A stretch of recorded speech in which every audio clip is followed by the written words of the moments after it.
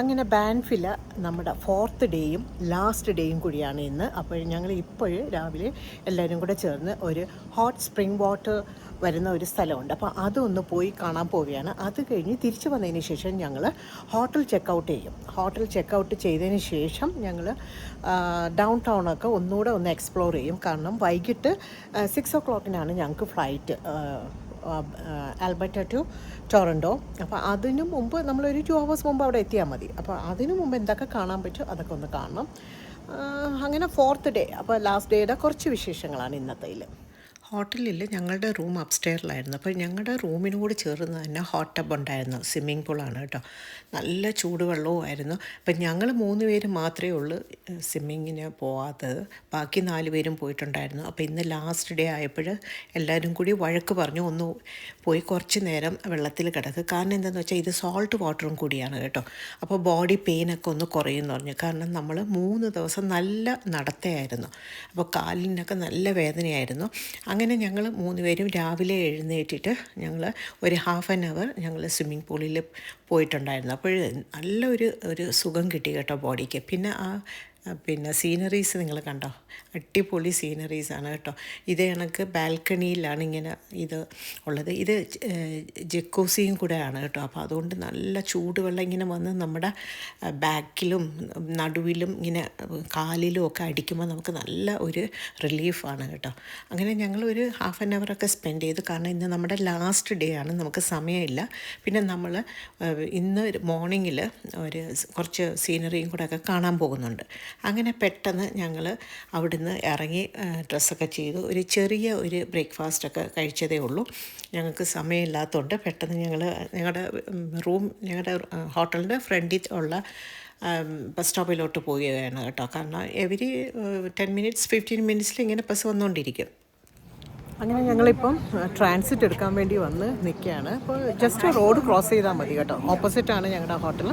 അപ്പോൾ ഹോട്ടലിൽ നിന്ന് ഇറങ്ങി ഞങ്ങൾ ട്രാൻസിറ്റ് എടുത്തിട്ടാണ് പോകുന്നത്.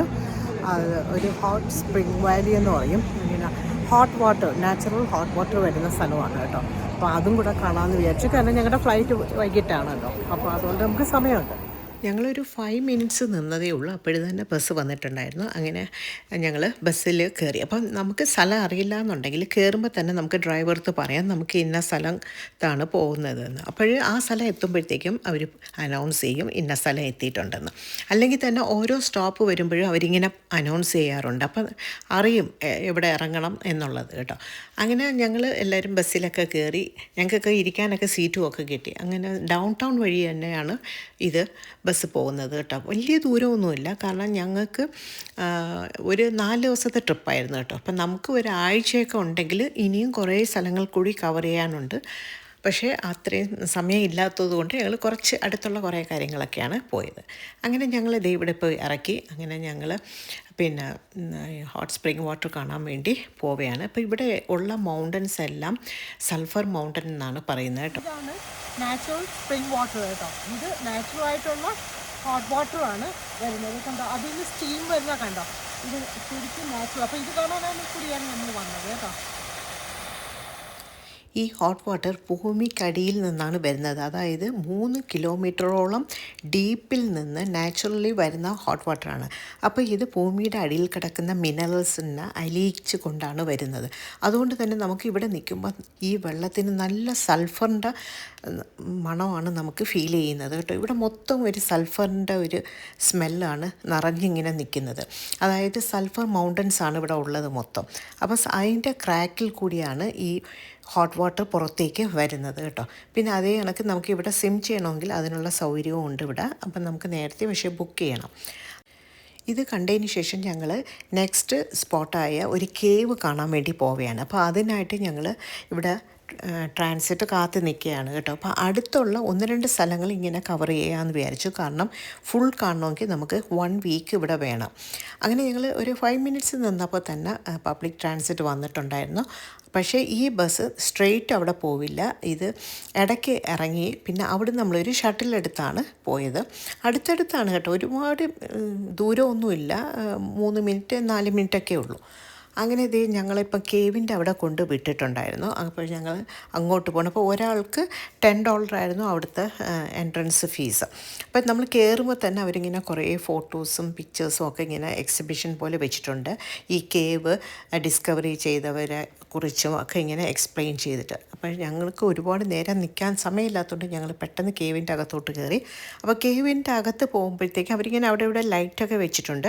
അങ്ങനെ വലിയ ഒരു കേവ് ഒന്നുമല്ല കേട്ടോ, അങ്ങനെ വലിയ ഗുഹയൊന്നുമല്ല. അപ്പോൾ അവിടെ ഒരു ചെറിയ ഒരു എന്താ പോണ്ടുണ്ട്. ആ പോണ്ടിൻ്റെ കളർ ഒരു ടർക്കോയിഷ് കളറാണ് കേട്ടോ. നല്ല ഒരു ഗ്രീനിഷ് ബ്ലൂ കളറിലുള്ള ഒരു ചെറിയ ഒരു പോണ്ടുമായിട്ടൊക്കെയാണ് അതിൻ്റെ അകത്തുണ്ട്. പക്ഷെ അതിൽ എന്തോ ഒരു ഫിഷ് അവർ വളർത്തുന്നുണ്ടെന്ന് പറഞ്ഞു. ആ ഫിഷിൻ്റെ പേര് മറന്നുപോയി, അവർ പറഞ്ഞിട്ടുണ്ടായിരുന്നു. ഇത് ഇതിൻ്റെ അകത്താണ് കേട്ടോ. പക്ഷേ ഈ വെള്ളത്തിൽ നമ്മൾ ടച്ച് ചെയ്യാനൊന്നും പാടില്ല എന്ന് അവർ എഴുതി വെച്ചിട്ടുണ്ട്. അത് കഴിഞ്ഞതിന് ശേഷം പിന്നെ ഇവിടെ ഇങ്ങനെ കുറേ എക്സിബിഷൻ പോലെയും പിന്നെ ടി വിയിൽ ഇങ്ങനെ ഈ ഗുഹ കണ്ടുപിടിച്ചതിനെ കുറിച്ചുള്ളതൊക്കെ സ്റ്റോറി ഇങ്ങനെ ഡിസ്പ്ലേ ചെയ്യുന്നുണ്ട്. അപ്പോൾ കുറച്ച് നേരം ഞങ്ങൾ അതൊക്കെ കേട്ടു. ഇത് പിന്നെ കനേഡിയൻ്റെ ഫസ്റ്റ് നേഷൻസ് കണ്ടുപിടിച്ചതാണ് കേട്ടോ ഈ ഗുഹ. അതിനുശേഷം പിന്നെ മുന്നോട്ട് ഇങ്ങനെ വന്നപ്പോഴത്തേക്കും വേറെ ഒരു ചെറിയൊരു പോണ്ട് പോലെ ഉണ്ട്. അപ്പോൾ ഇവിടെ ഇതിനകത്ത് സ്നെയിലിനെ വളർത്തുകയാണ് കേട്ടോ. അപ്പം നമുക്കിത് വെള്ളത്തിൽ ടച്ച് ചെയ്യാനോ ഒന്നും പാടില്ല എന്ന് അവർ പ്രത്യേകം അവിടെ എഴുതി വെച്ചിട്ടുണ്ട്. സ്നെയിലെന്ന് വെച്ചാൽ എന്താ നമ്മൾ മലയാളത്തിൽ പറയുമ്പോൾ ഈ ഒച്ചെന്ന് പറയുന്നില്ല, അത് ഒരു പ്രത്യേകതരം ഒരു സ്നെയിലാണ് കേട്ടോ അവർ വളർത്തുന്നത്. അത് കഴിഞ്ഞ് ഇതേപോലെ ഒരു ബോർഡ് വാക്കുണ്ട്, നമുക്ക് വൈൽഡ് ആനിമൽസിനെയൊക്കെ കാണാം. അപ്പം ഞങ്ങൾ കുറേ ഇങ്ങനെ നടന്നു പോയി. പക്ഷേ ഞങ്ങൾ ആനിമൽസിനെ ഒന്നും കണ്ടില്ല.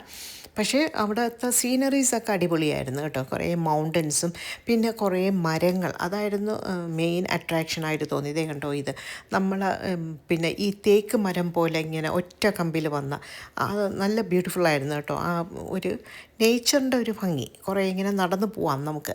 അപ്പോൾ ഞങ്ങൾ കുറേ നടന്നപ്പോഴത്തേക്കും അവിടെ ഇങ്ങനെ പിന്നെ ഇരിക്കാനുള്ള ബെഞ്ചും ഡെസ്കും ഒക്കെ കണ്ടിട്ടുണ്ടായിരുന്നു. പിന്നെ അത് കണ്ട ഉടനെ പിന്നെ വിശപ്പായി.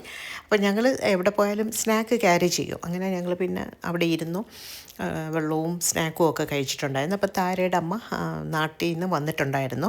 അപ്പോൾ പൂനെയിൽ നിന്നാണ് വന്നത്. അപ്പോൾ കുറേ നോർത്ത് ഇന്ത്യൻ സ്വീറ്റ്സ് ഒക്കെ കൊണ്ടുവന്നിട്ടുണ്ടായിരുന്നു കേട്ടോ. അപ്പോൾ താര അതെല്ലാം കൊണ്ടുവന്നിട്ടുണ്ടായിരുന്നു. അപ്പോൾ അത് നമുക്ക് കഴിക്കാമെന്നും പറഞ്ഞ് അതെല്ലാം പുറത്തെടുത്ത് കഴിച്ചു. സൂപ്പർ ടേസ്റ്റായിരുന്നു കേട്ടോ. ഞാനത് മുമ്പ് കഴിച്ചിട്ടുണ്ട്, പക്ഷേ അതിനേക്കാളും നല്ല ടേസ്റ്റായിരുന്നു. അങ്ങനെ അതൊക്കെ കഴിച്ചൊക്കെ കഴിഞ്ഞ് ഓരോരുത്തർ വീണ്ടും നടക്കാൻ പോവുകയാണ്. അപ്പം ഞങ്ങൾ പറഞ്ഞു ഞങ്ങളിവിടെ നിൽക്കാം, പോകുന്നവർ കുറച്ചുകൂടെ നടന്ന് പോയിക്കോന്ന് വെച്ചാൽ, കാരണം ആനിമൽസിനെ കാണാൻ, വൈൽഡ് ആനിമലിനെ കാണാൻ പോവുകയാണ്. പിന്നെ ഞങ്ങളും കുറച്ച് നടന്നു. പിന്നെ ഞങ്ങൾ തിരിച്ച് എല്ലാവരും ഇങ്ങ് പോന്നു. പിന്നെ നടന്ന് കാണാൻ നിന്ന് ഒരുപാട് കാണാനുണ്ട് കേട്ടോ. അങ്ങനെ തിരിച്ച് വന്നപ്പോഴത്തേക്ക് ഞങ്ങളുടെ ഷട്ടിൽ കൊണ്ട് വിട്ട ആൾ തന്നെ അവിടെ ഉണ്ടായിരുന്നു. അത് ഒരു പഞ്ചാബി പയ്യനായിരുന്നു കേട്ടോ. അങ്ങനെ ഞങ്ങൾ തിരിച്ച് ഇതേ ഡൗൺ ടൗൺ വഴി തന്നെ ഞങ്ങൾ നേരെ ഹോട്ടലിൽ വരെയാണ്. ഹോട്ടലിൽ വന്നിട്ട് ഞങ്ങളുടെ ലഗേജ് എടുക്കുകയാണ്. അപ്പം ഞങ്ങൾ ഇറങ്ങിയപ്പോൾ തന്നെ ചെക്ക് ഔട്ട് ചെയ്തിട്ടുണ്ടായിരുന്നു. അപ്പം ലഗേജ് മൊത്തം ഹോട്ടലിൽ ലോക്കറിൽ കൊടുത്തിട്ടുണ്ടായിരുന്നു, അവരവിടെ വെച്ചിട്ടുണ്ടായിരുന്നു സൂക്ഷിക്കാൻ. അപ്പോൾ തിരിച്ച് വന്ന് ഇനി നമ്മൾ ലഗേജ് എടുത്തതിന് ശേഷം നമുക്ക് 3 മണിക്കാണ് ഞങ്ങൾ തിരിച്ച് എയർപോർട്ടിലോട്ട് പോകാനുള്ള ഷട്ടിൽ ബുക്ക് ചെയ്തിരിക്കുന്നത്. അതുകൊണ്ട് ഇങ്ങനെ എല്ലാം പ്ലാൻ ചെയ്ത് വെച്ചിരിക്കുകയാണ്. അങ്ങനെ വന്നു, നമ്മുടെ ലഗേജ് എടുത്തു, പിന്നെ ഷട്ടിലൊക്കെ എടുത്തിട്ട് ഞങ്ങൾ നേരെ എയർപോർട്ടിൽ വന്നു. അതിൻ്റെ ഇടയ്ക്കുള്ള കുറച്ച് വീഡിയോസൊന്നും തിരക്ക് കാരണം എടുക്കാൻ പറ്റിയില്ല. അപ്പോൾ ഞങ്ങൾ എയർപോർട്ടിൽ നേരത്തെയാണ് എത്തിയത്. അതുകൊണ്ട് തന്നെ നമ്മൾ നേരെ ലോഞ്ചിലോട്ട് പോയിട്ടുണ്ടായിരുന്നു.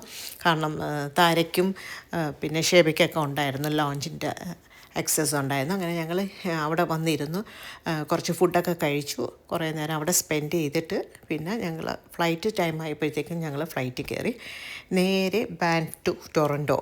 അങ്ങനെ 4th ഡേയുടെ കുറേ വിശേഷങ്ങളാണ്. അപ്പോൾ ഇനി നെക്സ്റ്റ് വീഡിയോയിൽ കാണാം. C you next video. And then bye and take care.